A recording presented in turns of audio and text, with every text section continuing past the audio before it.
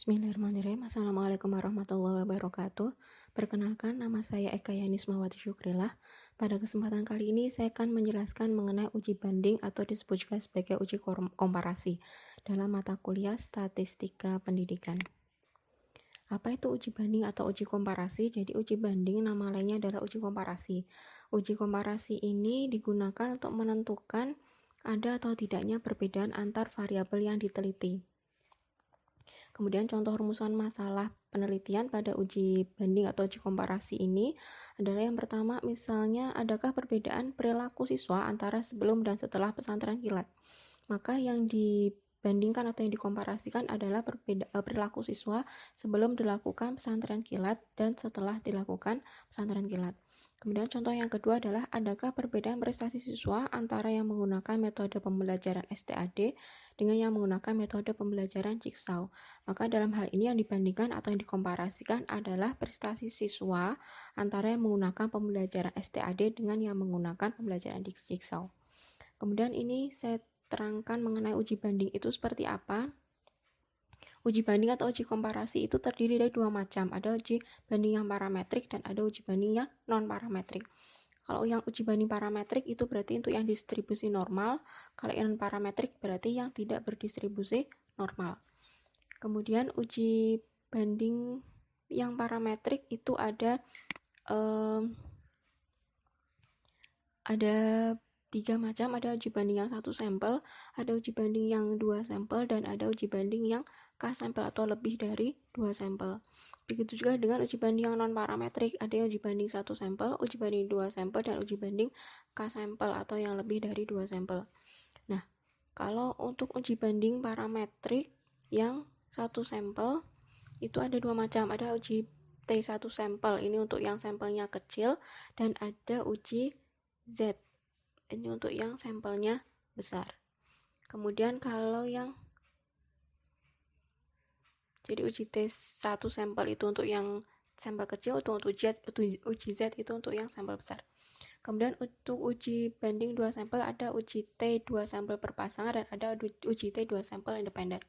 Untuk uji banding K sampel atau lebih dari dua sampel menggunakannya ANOVA atau analisis variansi. Kemudian begitu juga untuk yang statis non-parametrik, ada yang uji banding satu sampel menggunakan uji McNemar. Kalau yang dibandingkan adalah dua sampel menggunakan uji C kuadrat. Kalau dibandingkan adalah K sampel menggunakan uji C kuadrat K sampel. Jadi uji banding mana yang kita gunakan tergantung pada datanya seperti apa. Misalnya datanya adalah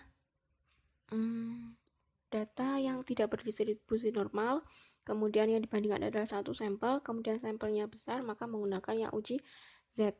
Kalau begitu juga kalau misalnya non parametrik, sampelnya adalah satu sampel, maka menggunakan yang McNemar. Jadi data mana yang mau kita gunakan, analisis statistik yang digunakan tergantung pada datanya bagaimana dan yang mau dibandingkan itu seperti apa, jumlah datanya juga seperti apa.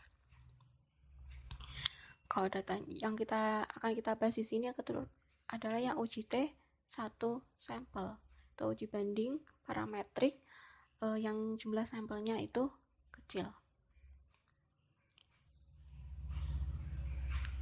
Kemudian uji t-test atau uji T. Uji T itu apa? Seperti yang tadi dijelaskan bahwa uji banding itu macam-macam. Salah satu dari uji banding atau uji komparasi itu adalah uji T. Jadi uji T adalah salah satu teknik dalam uji komparasi atau uji banding. Kemudian uji T ini karena sebagai uji banding digunakan untuk mengetahui apakah terdapat perbedaan rata-rata dari sampel yang diambil. Ataukah uji T digunakan untuk mengetahui apakah terdapat perbedaan antara dua variabel, atau uji T digunakan untuk mengetahui adanya perbedaan antara hal yang satu dengan hal yang lain. Kemudian syarat data untuk uji T, yang pertama adalah datanya merupakan data kuantitatif, artinya datanya itu harus berupa angka.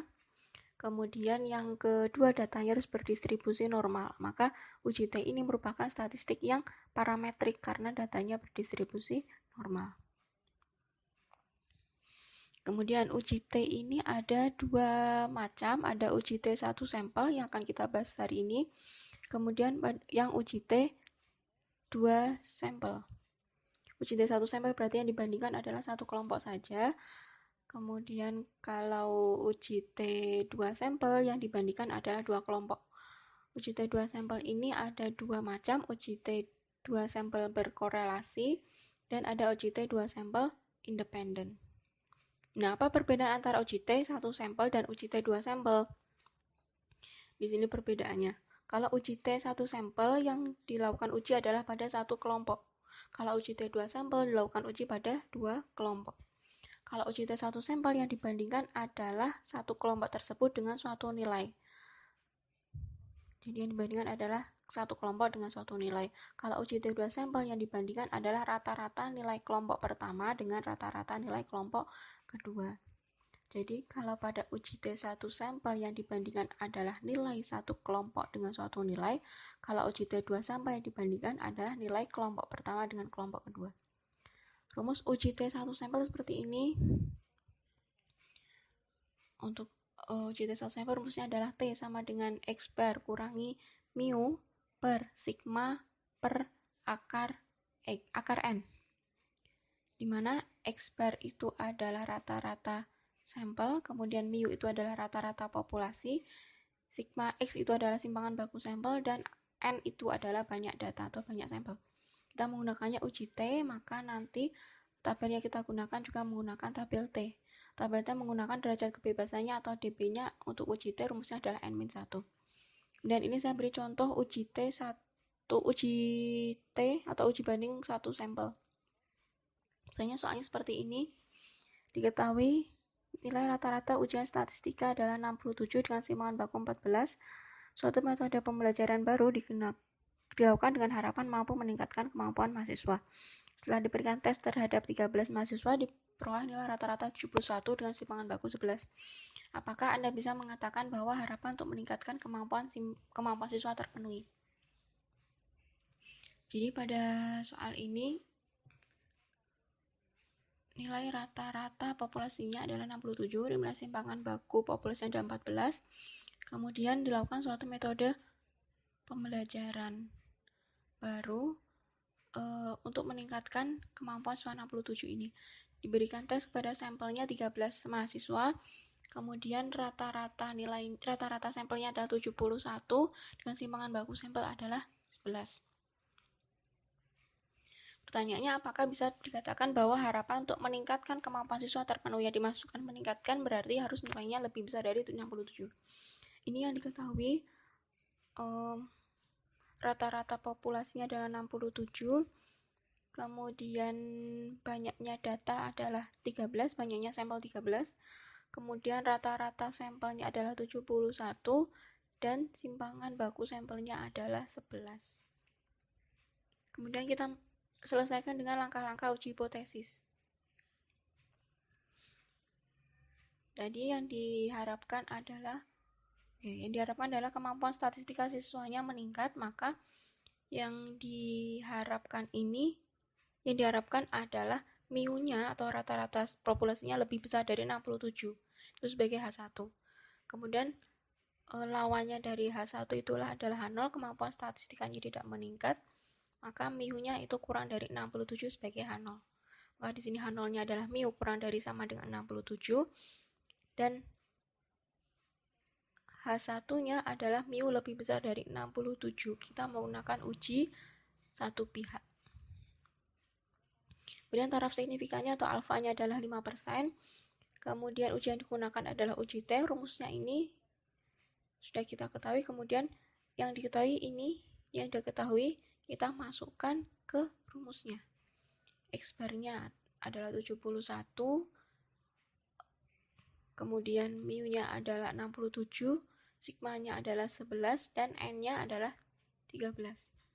Kita hitung 71 kurangi 67 adalah 4, akar 13 adalah 3,6, kemudian 11 dibagi 3,6 hasilnya adalah 3,05, 4 dibagi 3,05 hasilnya adalah 1,31. Maka kita menentukan daerah kritiknya. Daerah kritiknya jika T hitung lebih besar daripada T tabel, maka H0 ditolak. Kemudian untuk uji T dB-nya atau derajat kebebasan adalah rumusnya N-1, N-nya tadi 13 kurangi 1 hasilnya adalah 12. Maka kita mencari T tabelnya, nilai T tabelnya dengan dB 12 dan taraf signifikan 5%, Dan uji yang kita gunakan adalah uji satu pihak. Uji yang kita gunakan adalah uji satu pihak karena menggunakan tanda kurang dari dan lebih dari.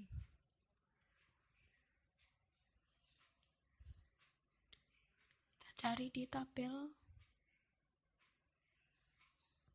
T. Nah, tabel